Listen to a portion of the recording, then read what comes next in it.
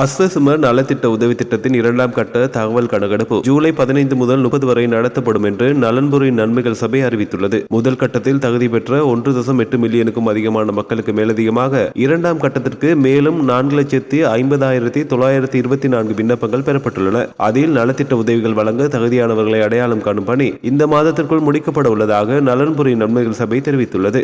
மொத்தமாக 18,50,000 நபர்கள் அஸ்வசும திட்டத்தின் முதல் கட்டத்திற்கு தகுதி பெற்றுள்ளனர். இதற்காக அரசாங்கம் 58.5 பில்லியன் ரூபாயை ஒதுக்கியுள்ளது. முதல் கட்டத்தில் கொடுப்பனவுகளை பெற தவறியவர்கள் அல்லது விண்ணப்பிக்க முடியாமல் போனவர்கள் மீண்டும் விண்ணப்பிக்க நலன்புரி நன்மைகள் சபை வாய்ப்பளித்துள்ளது. ஜனாதிபதி ரணில் விக்ரமசிங்கவின் பணிப்புரையின்படி நடைமுறைப்படுத்தப்படும் அஸ்வசும நலன்புரி உதவித்தொகை இடைநிலை பாதிக்கப்படக்கூடிய வறிய மற்றும் மிகவும் ஏழ்மையான 4 சமூக பிரிவுகளுக்கு பகிர்ந்தளிக்கப்படும். மேலும் ஊனமுற்றோர், முதியோர் மற்றும் சிறுநீரக நோயாளிகளுக்கான கொடுப்பனவுகள் வழமை போன்று தொடரும். களத்தரவு சேகரிப்பின் செயல்திறனை மேம்படுத்த நலன்புரி நன்மைகள் சபை புதிய மொபைல் செயலியை அறிமுகப்படுத்தியுள்ளது. அதில் புகைப்படங்கள் எடுப்பது, இடம் தொடர்பான தரவு மற்றும் குரல் பதிவு போன்ற அம்சங்கள் உள்ளன. இதன்படி மொபைல் ஆப் மூலம் தகவல் சேகரிப்பை முன்னோடி திட்டமாக கொழும்பு பிரதேச செயலக பிரிவில் நடைமுறைப்படுத்த திட்டமிடப்பட்டுள்ளது. உலக நடப்புகளை உடனுக்குடன் அறிந்திட News 21 தமிழோடு இணைந்திருங்கள்.